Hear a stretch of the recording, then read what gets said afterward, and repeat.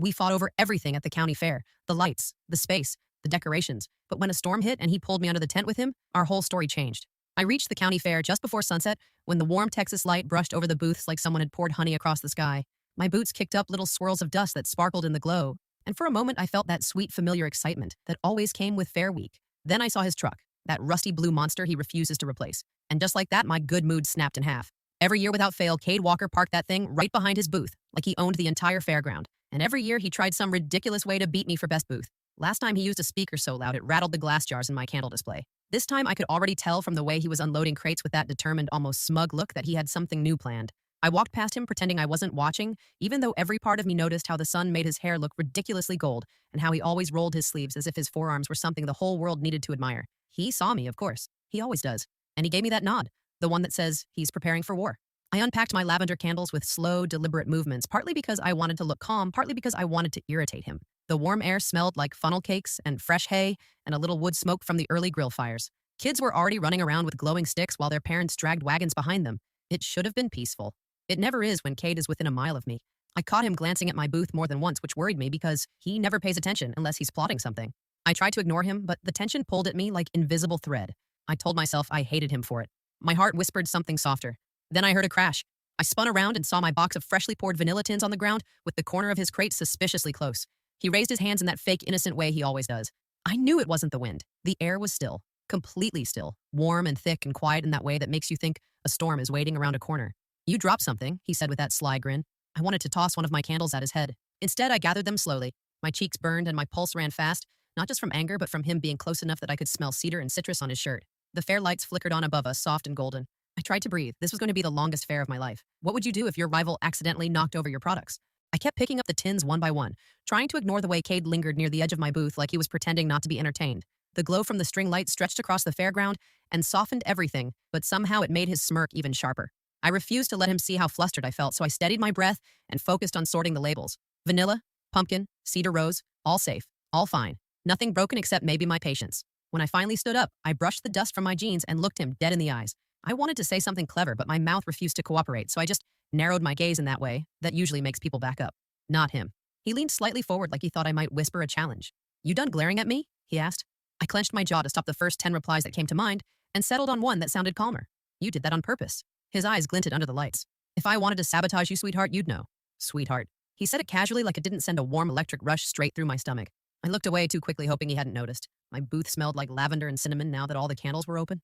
The air felt too warm, or maybe that was just him standing close enough that I could feel the heat radiating off his skin. I stepped back toward my counter, trying to place some distance between us, but he followed with slow, easy strides like he had all the time in the world. A couple walked by, eating fried Oreos, and gave us a curious look, probably sensing the tension. Or maybe the stubborn way we were both pretending we weren't standing closer than necessary. What's your theme this year? He finally asked. Not telling you. He laughed softly. Afraid I'll steal it? No, afraid you'll ruin it. He tilted his head, considering me. I hated that I found the gesture annoyingly attractive. Come on, I'll show you mine if you show me yours. I almost choked. He knew exactly what he was doing, and his grin told me he enjoyed watching me struggle for composure. I crossed my arms to hide the way my hands felt unsteady. I don't need to see your booth. I already know you're going to make it too loud and too dramatic because that's exactly who you are. And you're going to make yours elegant and perfect and smell like the inside of a spa because that's exactly who you are. The way he said it didn't sound insulting. If anything, it sounded like he noticed more about me than I wanted him to. I swallowed hard and turned back to my table arranging the displays even though they didn't need arranging. Behind me, I heard him step closer. Good luck tomorrow, he said quietly. But his voice carried something else, something I didn't have the courage to name. Do you think their rivalry is real, or is it secretly attraction? I woke up the next morning with the fair buzzing in my head long before the actual crowds arrived. Maybe it was the memory of Cade's voice slipping under my skin, or the way he'd walked off last night with that unreadable look that made sleep feel shallow and restless. I tried to shake it off as I braided my hair and grabbed the boxes I still needed to set up. Today was the official opening, and I needed to be early if I wanted to finish before he started whatever chaos he had planned. By the time I reached the fairground, the sun was stretching over the horizon and turning everything gold. Dust floated in the air like glitter. I passed food stalls where people were already prepping grills and mixers. The whole place smelled like sugar and smoke and sweet season beginnings. When I rounded the corner toward my booth, I froze. Someone had rearranged my banner, not ruined it, not damaged it, just shifted it slightly off center in a way that would have bothered precisely no one except me. I felt that familiar flare in my chest and I spun around ready to accuse him, but he was already there, leaning against the wooden post like he'd been waiting for me. You're welcome, he said before I could open my mouth. For what? I asked, even though I knew exactly what he was implying. Fixing the crooked sign. I blinked. It wasn't crooked. It was crooked enough that you would have fixed it the moment you saw it, so I saved you the trouble. I stared at him, not sure whether to thank him or punch him. He didn't move. He just watched me with that calm, steady gaze that made my pulse thrum. His hair was still messy from the morning and his shirt was half tucked in like he'd rushed to get here. He looked too relaxed beside my booth like he belonged there, which made my thoughts twist in ways I didn't like. You don't do favors, I finally said. Maybe I'm turning over a new leaf. Sure. And maybe pigs are running the Ferris wheel. He laughed and the sound rolled warm through the quiet morning air. I hated how easily that laugh wrapped around me. I turned away, pretending to sort through the candles again, even though they were perfectly fine. I could feel him watching me, and it made every movement feel like slow, warm syrup.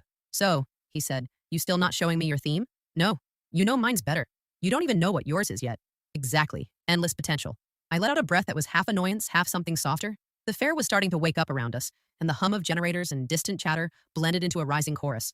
I tried to focus on arranging the cedar rose display when I felt him step closer, not touching, just near enough that the warmth of his presence grazed my shoulder. I'm not sabotaging you this year, he said quietly. I didn't turn. Why not? His silence lingered like a secret. Then lightly, almost too lightly, he said, maybe I want to actually see you win.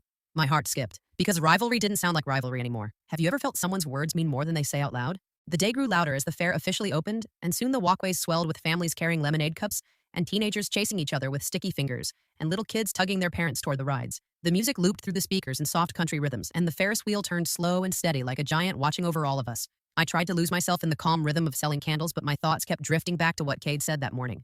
Maybe I want to actually see you win. The words returned again and again like warm water swaying against a dock. I kept pretending it meant nothing, but each time he passed by my booth, the air felt different. He carried crates back and forth from his truck, and every time he walked past, he looked at me for a second longer than necessary. Not in a showy way, just in a subtle, quiet way that made me feel like he noticed more about me than I wanted to admit. He should have been preparing his own display, but he kept drifting near mine like gravity was pulling him there. By noon, the fair was crowded, and my booth smelled rich and sweet from all the candles burning as examples. People complimented the soft glow and the colors of the jars, and I felt a small swell of pride. I'd worked hard for this. I wanted to enjoy it, but my attention kept snagging on Cade's booth across the row. His setup was bold and loud, just like I predicted, with bright signs and rustic barnwood shelves he probably built himself. He was good at what he did, which annoyed me more than it should have. When the judges made their first early pass through the aisles, I straightened everything in sight. Cade stood across from me, leaning on his counter like he didn't have a worry in the world. He caught my eye and mouthed good luck. My heart did that weird dip again. I turned away, pretending I didn't feel anything. A little later, a group of kids accidentally knocked over a small part of my display. They tried to help, but only made the mess worse, and their mom was apologizing over and over. I assured her it was fine, even though my chest tightened. I knelt to pick everything up, and before I could finish, Cade appeared beside me, kneeling too. He didn't say anything. He didn't make a joke. He just helped quietly, passing me the jars one by one while the crowd swirled around us. Thanks, I murmured finally. He shrugged lightly. Couldn't let you drown in candle jars. His shoulder brushed mine, and even that tiny touch sent a flutter through me. When we stood up, he gave me a soft look one I wasn't used to seeing from him. Something gentle mixed with something curious. You doing okay? He asked. I nodded, even though my pulse felt unsettled. Yeah, just busy. He nodded back like he understood more than I said. Then a long, low rumble rolled across the sky, and both of us looked up. Dark clouds were gathering behind the Ferris wheel, swallowing the sunlight inch by inch. And for the first time all day, his expression shifted, like something was coming. Do you think Cade's help means he's finally changing? Or is something else going on? The clouds drifted in faster than any of us expected, and at first people didn't seem to notice because the fair lights still glowed warm and steady. But that low rumble vibrated a little deeper the second time, and a sharp gust of wind swept across the booths, sending napkins flying and rustling all the banner edges. I felt the temperature drop against my arms, and a prickle of unease threaded through me. Texas storms can rise out of nowhere, and they don't always play nice. I started securing the lighter pieces of my display, tying down the tablecloth corners and shifting the delicate jars toward the back wall. Cade watched the sky like he'd been expecting this. His jaw tightened. The calm, relaxed posture he'd had all morning faded into something sharper and more alert. He stepped closer to my booth, and his voice dropped low enough that only I could hear it. You should pack up early. I shook my head even though my stomach nodded. The judges haven't finished their rounds. Doesn't matter if the whole fair blows sideways, he said gently. The wind pushed harder, and one of my display boards wobbled dangerously. Cade caught it before it toppled, his hand closing over the frame with quick, steady strength. His eyes met mine, and something in them tightened my chest. Concern, real concern, not annoyance, not rivalry, something deeper. We'll get everything secured, he said, but you need to start now. I didn't argue this time. Together we grabbed boxes and started packing the candles carefully. The crowd thinned as families hurried toward the exits, and vendors scrambled to protect their work. The fair that had been bright and buzzing minutes ago now looked like a stage right before the lights go out. The Ferris wheel kept turning slowly, but the operator was already shouting for riders to step off. Another gust hit us hard, and my banner ripped halfway from its hook. Cade jumped up and caught it before the wind could steal the whole thing. For someone who annoyed me every other minute, he moved with surprising focus when it mattered. Hold this, he said, handing me the end of the banner while he rehooked the top. The storm clouds rolled deeper overhead, and the first drops of rain hit the dust, creating tiny dark spots. They smelled like wet earth and electricity. Thunder cracked so loudly a few kids screamed somewhere near the funnel cake stand. Vendors started shouting instructions. Someone called for everyone to take cover under solid structures. My booth wasn't built for heavy wind and rain, and a sudden sharp burst of panic nudged my chest. Cade must have sensed it because he reached for my arm with a firm, steady grip. Come on, he said. This thing won't hold through a storm. I can't leave my booth, I whispered, even though I knew he was right. You won't, he said. We'll cover it. Together. We grabbed the tarp from behind my table and threw it over the top, but the wind fought us like it wanted everything gone. Rain thickened. The sky cracked again. My hair whipped across my face and the tarp snapped like a wild flag in Cade's hands. For a second, I felt the storm trying to swallow everything up. Then I felt Cade's shoulder against mine, steady and grounding as he shouted through the wind, "Hold on, I've got you." And for the first time, I wasn't sure if he meant the tarp or me. What would you do if a sudden storm hit while you were working at a fair? Rain poured fast and heavy as if the sky had been waiting all day to finally let go. Within seconds, the walkway turned slick and muddy, and the lights around us flickered in the sudden darkness. Cade and I held the tarp in place with everything we had, our shoulders pressed tight together while the storm churned around us. Water ran down my arms and soaked through my shirt until I couldn't tell where the rain ended and my heartbeat began. The fairgrounds that had felt so bright and full just an hour ago now looked like a ghost town swallowed by wind. "Grab that corner," Cade shouted over the roar. I reached out and caught the edge, my fingers slipping once before I tightened my grip. The tarp whipped around like it had its own wild heartbeat, but we finally pulled it tight enough to secure it with the ropes. Cade tied the knots quickly, his hands moving in sure, strong motions that didn't match his usual carefree persona. He glanced at me once, water dripping from his hair into his eyes. "You good?" he asked softly. I nodded even though my legs felt unsteady from the sudden rush of everything. He gave a small, relieved exhale, then looped the final knot and stepped back to make sure the booth was covered. The wind hammered the tarp and rain thrashed against it, but for now it held. My display was safe. My hard work wasn't floating away, but the storm wasn't easing. Thunder rumbled so close it made the ground tremble. Most of the vendors had already taken shelter in the main barn or the covered livestock hall. My booth stood alone in the middle of the row like a fragile island. Cade watched the sky again, and the tension in his jaw deepened. "We need to get out of here," he said. "It's not safe." I glanced at the barn far down the aisle, then at the mess of water flooding the path. "We won't make it before the next gust. Then we'll take the equipment shed," he said, pointing toward a small wooden building behind the booths. Another thunderclap cracked right above us. My instinct said, "Run," but the wind was pushing so hard it felt like the storm could shove me off my feet. Cade stepped closer and reached for my hand without hesitating. His fingers wrapped around mine warm even in the cold rain. "Come on," he murmured. "Stay close." I didn't argue. I didn't even breathe. I just followed him through the sheets of rain as we ran toward the shed. Mud splashed up our legs. Water soaked my braid until it clung to my back like a rope. Cade didn't let go of my hand once. When we reached the shed, he yanked the door open and guided me inside. The space smelled like old wood and metal and hay. It was dim but dry. The storm raged just outside the thin walls, but in here it felt strangely quiet, like the world had paused. Cade pushed the door closed and leaned against it, breathing heavily. Water dripped from his shirt and slid down his arms in long, quiet trails. I stood across from him, soaked and breathless and painfully aware of how small the space was. The storm pounded the roof like a heartbeat, and in the warm dimness, something shifted between us. "Are you hurt?" he asked. "No," I whispered. He nodded slowly, but his eyes moved over me like he was checking anyway. The air between us warmed, thick, charged. Neither of us looked away. "Do you think the storm is bringing them together on purpose? Or is it just timing?" The shed was small enough that I could hear every drop rolling down the tin roof and every sharp whistle of wind sliding against the boards.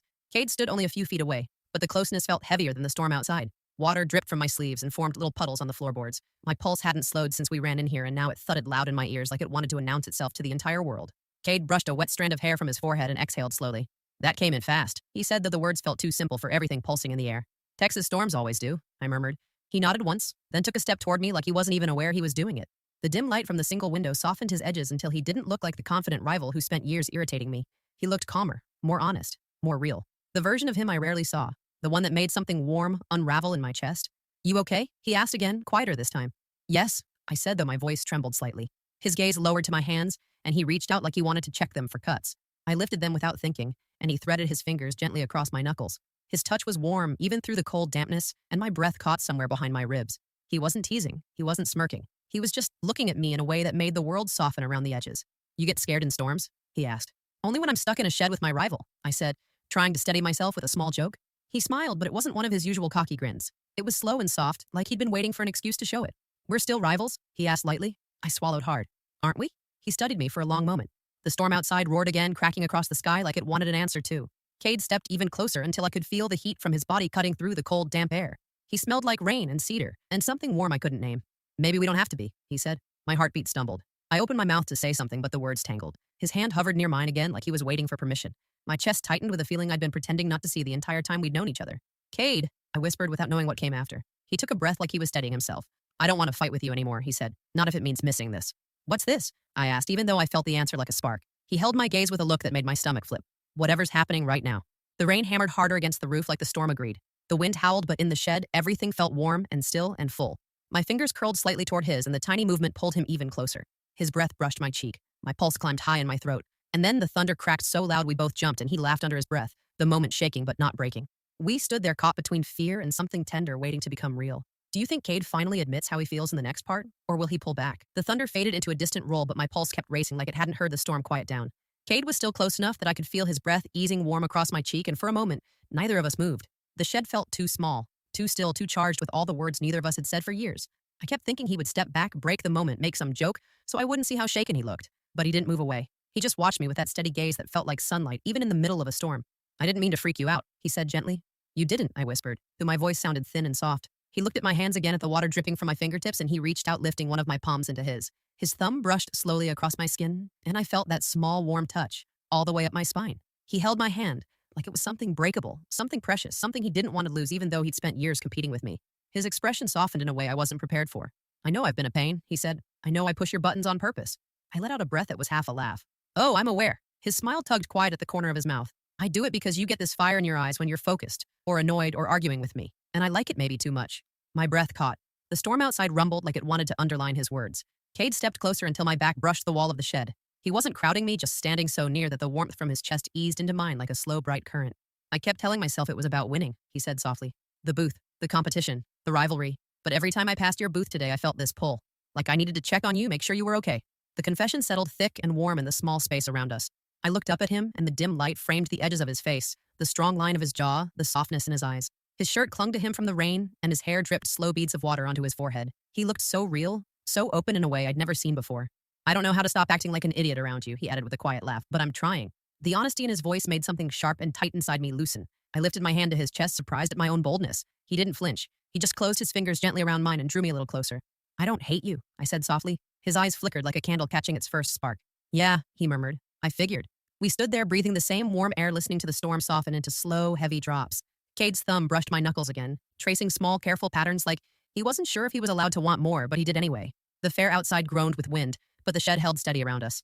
The storm was easing, but the energy between us wasn't. It only grew deeper, warmer, more impossible to ignore. Tell me to back off and I will, he whispered. But I didn't. I couldn't. If you were in her place, would you let Cade stay close or pull away until the storm passed? The rain softened until it fell in slow, even sheets that tapped gently across the roof like the storm was finally tired of fighting. The shed felt warmer now, almost peaceful, and the dim golden light slipping through the window made Cade's face look impossibly steady. He was still holding my hand, his fingers curled around mine in that careful, sure way that made my breath rise slow and deep. I hadn't told him to back off. I hadn't said anything at all because the moment felt too full, and if I spoke, I was afraid everything would spill out all at once. Cade stepped a tiny bit closer, like he wasn't sure if he was allowed, but hoped he was. His voice dropped to that low, soft tone he only used when he wasn't putting on a show. You're not pulling away, he said almost to himself. Because I don't want to, I whispered. His breath hitched just slightly and the sound made my pulse flutter. He lifted his other hand slowly like he was giving me time to stop him, but I didn't move. He brushed a raindrop from my cheek with the back of his knuckle. Even that tiny touch sent warmth through me. His thumb grazed my jaw in a soft, slow arc, and I felt something inside me sink to its knees. You have no idea how long I've wanted to do that, he murmured. The confession melted through the space between us like honey. My fingers tightened slightly around his shirt without thinking. Then why didn't you? I asked. He let out a breath that sounded like surrender. Because I didn't know if you'd look at me the same way I look at you. The words pressed against my ribs in a warm, aching rush. Outside, the storm whispered its last shallow breaths and the fair quieted to a low hum. Everything felt paused like the world wanted to give us the space we never had before. I look at you, I said softly. He leaned in a fraction, his forehead almost touching mine. Yeah? Yeah. For a long moment, we just breathed together, the heat between us, twisting with something new, something gentle and fierce all at once. His lips hovered so close I could feel the warmth of them without touching. My heart raced steady and sure, like it finally found the rhythm it had been missing. But then Cade drew back the smallest inch, his brows pulling together, like the moment scared him as much as it pulled him in. I don't want this to be just a storm thing, he said.